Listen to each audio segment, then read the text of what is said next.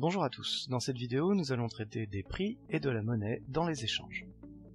Dans une économie nationale ou internationale, il est souvent plus profitable à tous de se partager ou de se répartir les tâches productives et de s'échanger ensuite les productions plutôt que de chercher à s'auto-subvenir.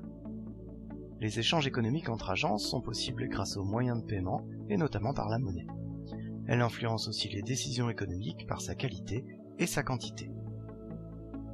Le marché est un lieu où se retrouvent des acheteurs et des vendeurs pour échanger entre eux des produits sur la base d'un prix fixé par l'une des parties ou en raison d'une négociation commerciale. Les formes de marché sont très variées. On peut les classer en fonction de la nature des échanges, par exemple le marché des biens, celui des services, le marché du travail ou encore le marché financier. On peut les classer en fonction de la zone géographique d'échange, par exemple un marché local, municipal, régional, national, voire international, ou on peut les classer en fonction de leur périodicité, un marché permanent, un marché ponctuel ou un marché unique, par exemple une liquidation du stock d'un commerce. Tous ces marchés ont un point commun, ils accordent un rôle central au prix dans les échanges.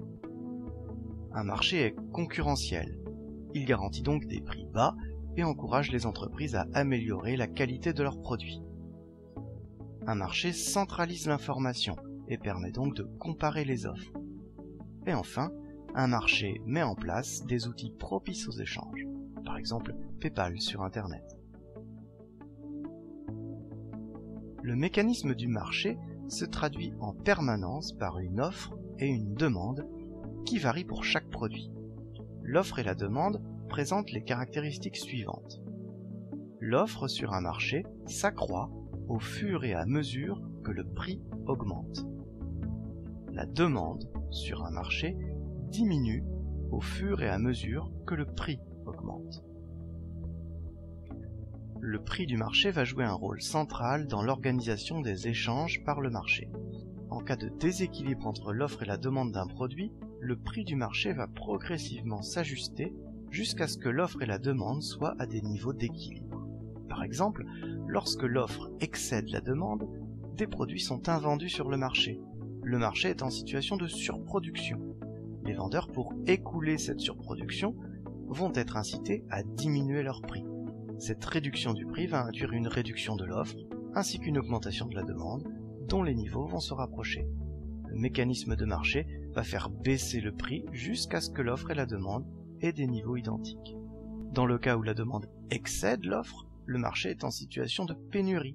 L'ajustement du prix se fera à la hausse pour inciter les vendeurs à offrir davantage et décourager certains acheteurs jusqu'à ce que les niveaux de l'offre et de la demande soient les mêmes.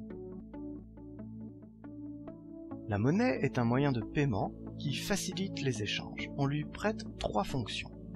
La monnaie est un instrument d'échange, elle permet d'échanger un bien contre de la monnaie et non pas contre un autre bien comme dans le troc, ce qui permet de mieux mesurer la valeur d'un bien et donc sa valeur d'échange. La monnaie est une unité de compte, elle permet d'indiquer le prix de chaque bien en une même unité, l'unité monétaire, plutôt que d'avoir à déterminer de multiples taux d'échange entre tous les produits existants.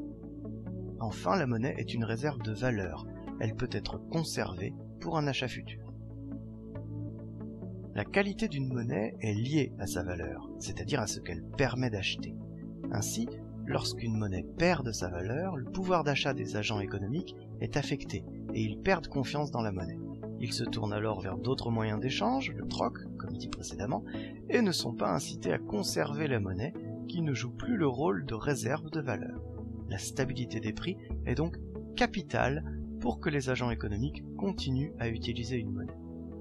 Sur le plan international, la qualité d'une monnaie d'un pays peut s'exprimer par sa valeur par rapport aux autres devises.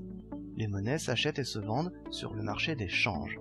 Lorsque la monnaie nationale permet d'acheter de moins en moins d'unités de monnaie étrangère, elle perd de sa valeur. Plus une monnaie perd de valeur par rapport aux autres, plus cela risque d'enchérir le prix des produits achetés à l'étranger et payés en monnaie étrangère. La monnaie est composée de tout ce qui peut être accepté pour payer des produits ou rembourser des dettes. Elle peut prendre différentes formes. La forme numéraire, on appelle ça aussi la monnaie fiduciaire, elle est composée des pièces et des billets qui circulent dans l'économie, et la forme scripturale, qui est composée des dépôts d'argent sur des comptes ou des livrets bancaires. C'est la Banque Centrale Européenne qui a la charge de la gestion de toute cette masse monétaire. Elle la mesure et tâche de maîtriser sa création. En effet, même si elle seule a la capacité de frapper la monnaie, c'est-à-dire de créer des pièces et des billets, toutes les banques commerciales peuvent créer de la monnaie scripturale en accordant des crédits. Dans les faits, l'activité des banques commerciales explique l'essentiel des variations de la masse monétaire.